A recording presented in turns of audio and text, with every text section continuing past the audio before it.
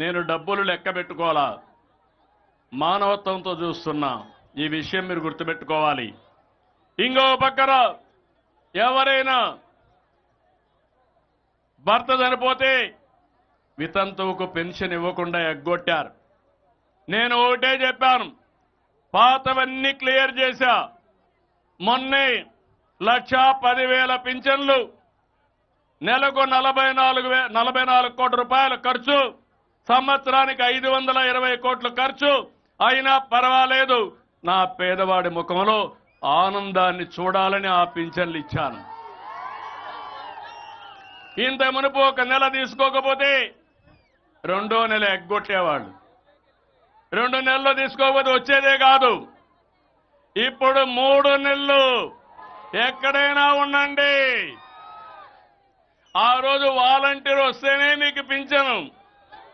ఇప్పుడు నువ్వు బంధువుల ఇంటికి పోయినా నేను ఇస్తా, అక్కడే ఇస్తా.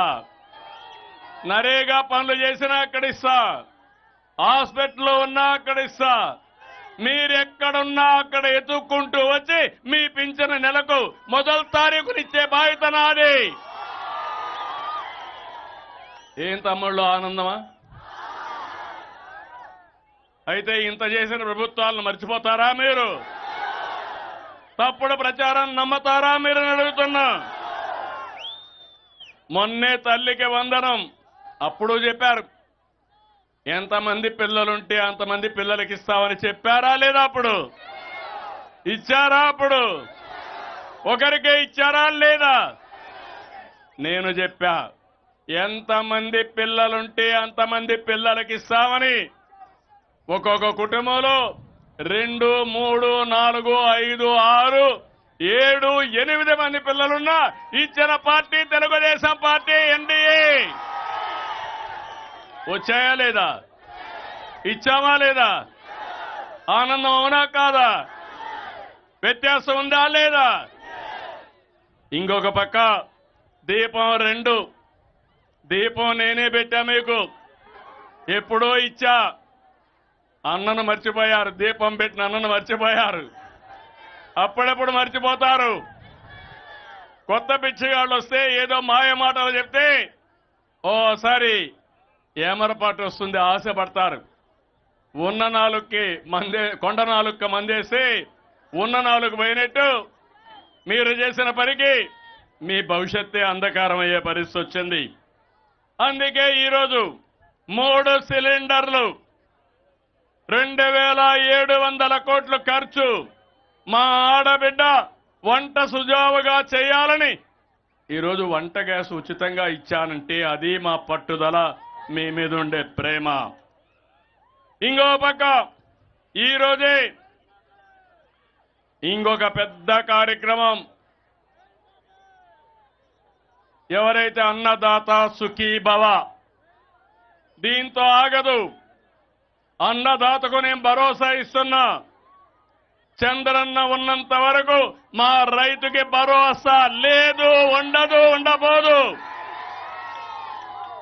ఇది నా ప్రామిస్ మీకు అందరికీ. అదే సమయంలో రేపు 15 హుషారుగా ఉండండి అందరూ ఆడబిడ్డలు. స్త్రీ శక్తి డాక్రా సంఘాలు పెట్టింది నేనే, అవునా కాదా? అయితే ఆ రోజు మిమ్మల్ని డాక్రా సంఘాలు పెట్టి ఈరోజు ప్రధానమంత్రి గారు మాట్లాడినట్టు లక్షాధికారులు చేసే కార్యక్రమం, డ్రోన్స్ కూడా మీకు ఇచ్చే కార్యక్రమానికి గవర్నమెంట్ ఆఫ్ ఇండియా కూడా శ్రీకారం చుట్టారు. 15 నుంచి మా ఆడబిడ్డలు ఎక్కడికి పోవాలన్నా స్త్రీ శక్తి కింద ఉచిత ప్రయాణ సౌకర్యం మీ అన్న మీకు ఇస్తాడని మా ఆడబిడ్డలందరికీ హామీ ఇస్తున్నా. దీనివల్ల 2,62,00,000 మంది బాగుపడతారు.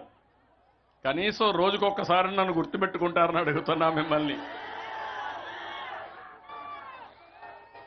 మీ పెద్దలు ఇచ్చిన ఆస్తి కంటే నేను నెలవారీగా మీకు చేసే సహాయం రొట్టింపులో 3 రెట్లు, అవునా కాదా? అదే మారిగా అన్నా క్యాంటీన్ పెట్టాం. అన్నా క్యాంటీన్ పెట్టి ఏమ్మా 5 రూపాయలకే భోజనం పెడుతున్నావా లేదా? అలాంటి క్యాంటీన్ని మూసేశాడా లేదా? ఇది విధ్వంసం అవునా కాదా? పేదవాడికి అన్నం పెడితే తప్ప అని మిమ్మల్ని అడుగుతున్నా. అన్నం పెట్టడం మన సాంప్రదాయం అవునా కాదా అని మిమ్మల్ని అడుగుతున్నా. అలాంటి విధ్వంసానికి పలువడి మిమ్మల్ని అందరినీ కూడా చాలా ఇది చేసే పరిస్థితికి వచ్చారు. అదే సమయంలో ఈరోజు ఇంకొక పక్క మీరు చూస్తే ఎన్నికల ముందు రైతుకు చెప్పిన మాట నిలబెట్టుకున్నాం. ఒక విషయం మీ అందరికీ విజ్ఞప్తి చేస్తున్నాం.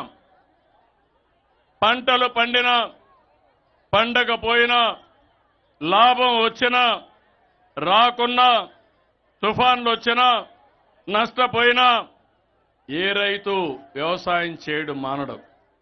నిద్రలేసి ఇంటి దగ్గర నుంచి పొలానికి పోంది అతనికి మళ్ళీ నిద్రపడదు. అలాంటి మీరు దేశానికి అన్నం పెట్టాలనే తపనతో భయంకరమైన కరోనా వచ్చిన సమయంలో అన్ని రంగాలకు లాక్డౌన్ ఇచ్చాం.